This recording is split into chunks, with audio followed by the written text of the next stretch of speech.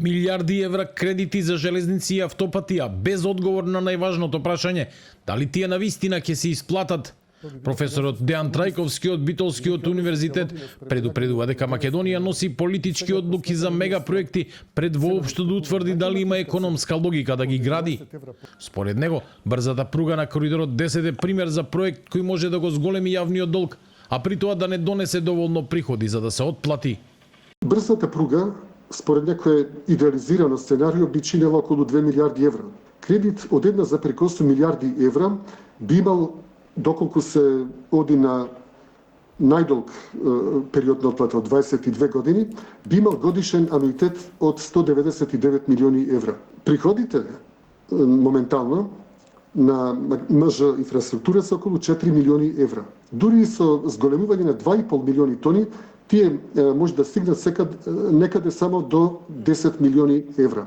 Дури ни со тој промет ние не можеме да ги покриеме трошоците со постојачка, значи пруга, стара пруга, а камоли да враќаме ануитети за нова пруга. Тоа е неодржливо едноставно.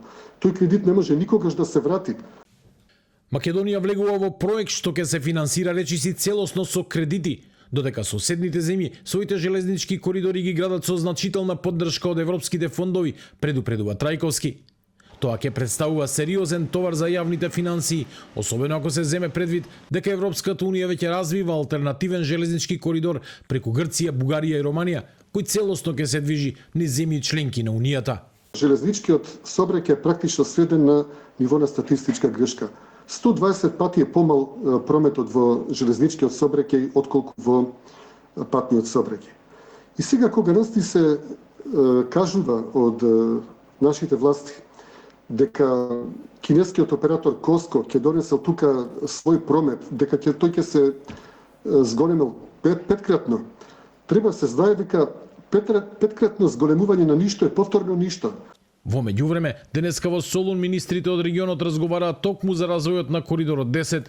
Министерот за транспорт Александар Николовски порача дека сите држави низ кои минува коридорот остануваат посветени на неговата изградба и дека тој има потенцијал да стане еден од најзначајните транспортни правци во Европа. Според професорот Трајковски пак, државата треба да се насочи кон инвестиции кои носат директен економски поврат пред се во енергетиката, наместо кон инфраструктурни проекти кои, како што вели, тешко ќе ги оправдаат вложените пари.